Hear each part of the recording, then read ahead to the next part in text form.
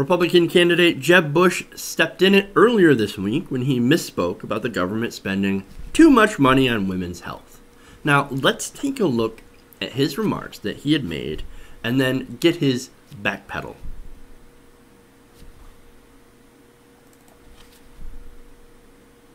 Now, I'm sure you've seen, if you've not seen the videos, you've seen reports of these Planned Parenthood undercover videos that have really shocked the conscience of the nation right now. There was a vote that failed in the United States Senate yesterday to defund Planned Parenthood. Would you think that we have a continuing resolution coming up to fund the government, given the atrocity of these children being destroyed with such callous disregard for their lives?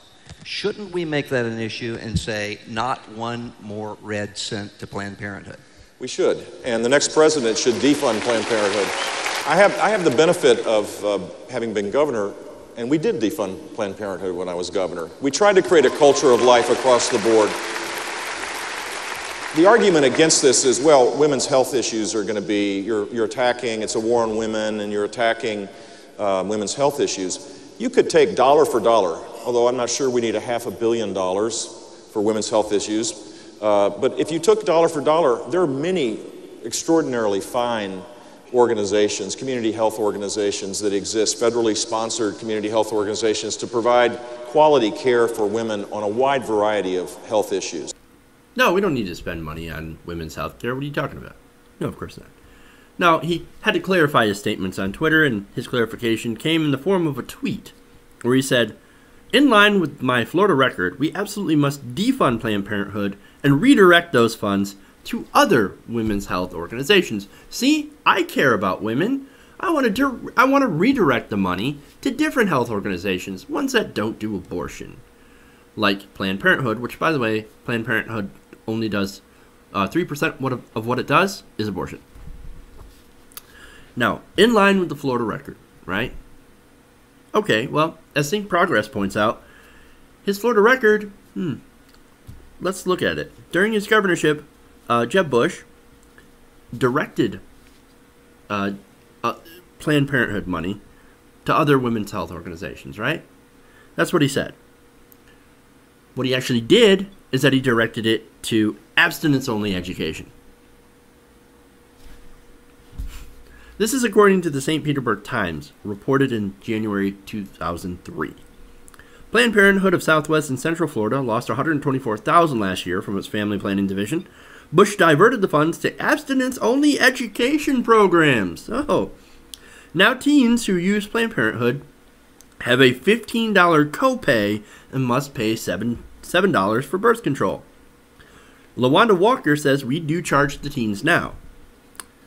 That we really, really hate. You need to be able to have services and make it convenient. So they couldn't afford to not charge the teens for birth control. Well, Planned Parenthood is supposed to be for low-income people to get affordable birth control. Now, as a teenager, maybe you can afford $7, maybe you can't. The whole idea is that if you're low income, you should be able to get this for free. That's the whole purpose of funding Planned Parenthood. But Jeb Bush obviously didn't agree with that.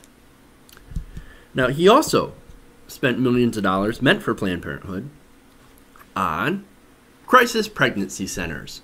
You know, those non-medical, religiously motivated organizations dedicated to convincing women that getting abortions is wrong. Often, of course, using misleading information. Like how most women who get abortions regret it. Oh, if you get that abortion, you're going to regret it. And then they'll pull out some flawed study that say, oh, most people, 2 out of 3 women regret their abortion. Well, actual studies by actual organizations found that no, 99% of women surveyed, and this is in a survey published in the journal PLOS ONE, found that 99% of women said that they made the right choice when they got an abortion. And then oftentimes, they went on to have families later. Interesting, huh? They felt that they made the right choice in terminating their pregnancies. And the pro-choice group, NARAL, found that most crisis pregnancy centers falsely claim that abortion is dangerous citing false risks of sepsis, breast cancer, mental illness, or infertility to try and scare vulnerable women out of getting abortions. Remember, that's not an easy decision to make.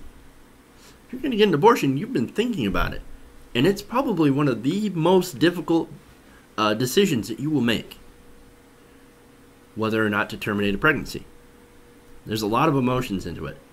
And now these crisis pregnancy centers, I mean, they've been known for trying to use that vulnerability to try and push their agenda on people. But hey, that's what Jeb spent some of that Planned Parenthood money on. That's his Florida record. And that's what he would do nationally. That's what he's calling for nationally.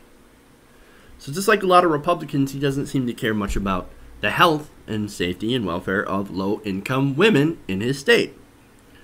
These women who rely on Planned Parenthood for their health care, for cancer screenings, contraception, STD testing and treatment, etc. Simply put, they don't care.